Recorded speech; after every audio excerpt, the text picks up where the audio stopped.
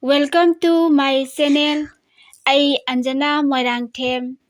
Ngasidi channel asida I isai amakhak sakjage mayamgi mafamda. Adom-adomgi chillaba matam khajiktang kaithokpiraga mayam ngahaktang oirabasu awa pothaminasi isai haujaraklage.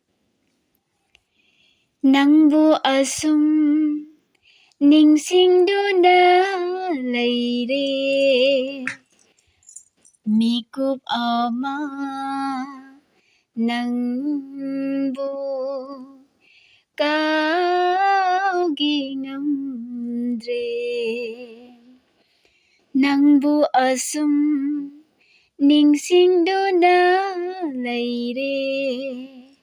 Mikup ama nangbu kaugi ngamdre. Lamdam kaida chatlaga aibu. Lamdam kaida chatlaga aibu. Pothasige mikup amatang. Nangbu asum ningsingduna leire.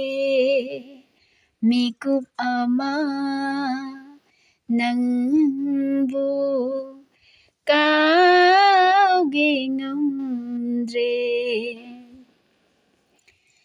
Ahingdo karamna hauki khanghode. Manglando asumna kaikhini khalude.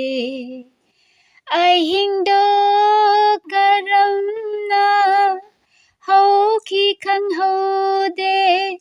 Manglando asumna kaikhini khalude.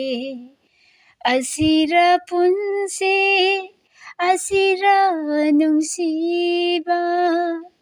Aigi wakhal aigi punsi. Aigi wakhal aigi punsi.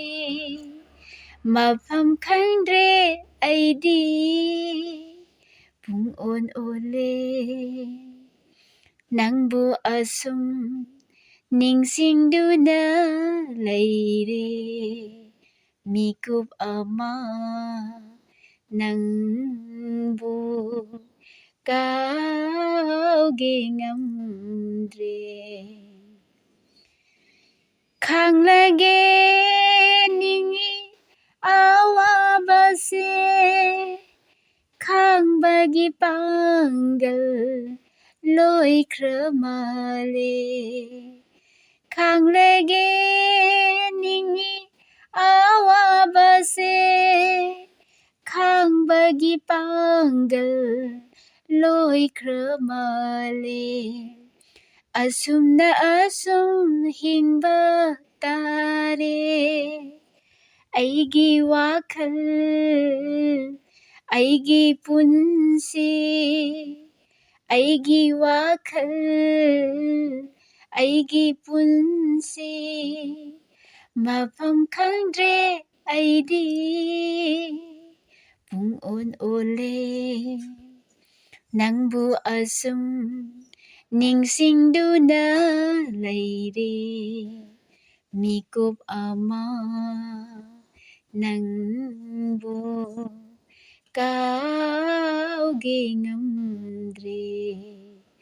Lamdam kaida chatlaga aibu.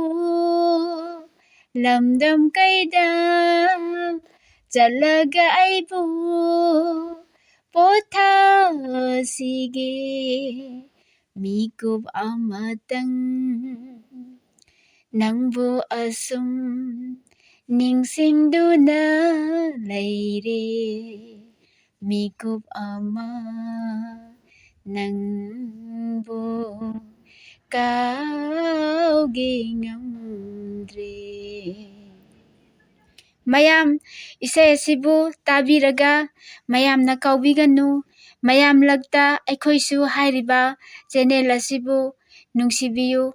Subscribe ꯇꯧꯕꯤꯔꯝꯃꯨ ꯑꯃꯁꯨꯡ like ꯅꯝꯕꯤꯔꯝꯃꯨ꯫ ꯃꯈꯥ ꯇꯥꯅ ꯊꯥꯒꯠꯆꯔꯛꯄ video ꯈꯨꯗꯤꯡꯃꯛꯇꯁꯨ ꯃꯌꯥꯝꯅ support ꯄꯤꯕꯤꯌꯨ, share ꯇꯧꯕꯤꯌꯨ, ꯃꯌꯥꯝ ꯂꯛꯇ ꯑꯩꯈꯣꯏꯁꯨ ꯅꯨꯡꯁꯤꯕꯤꯌꯨ꯫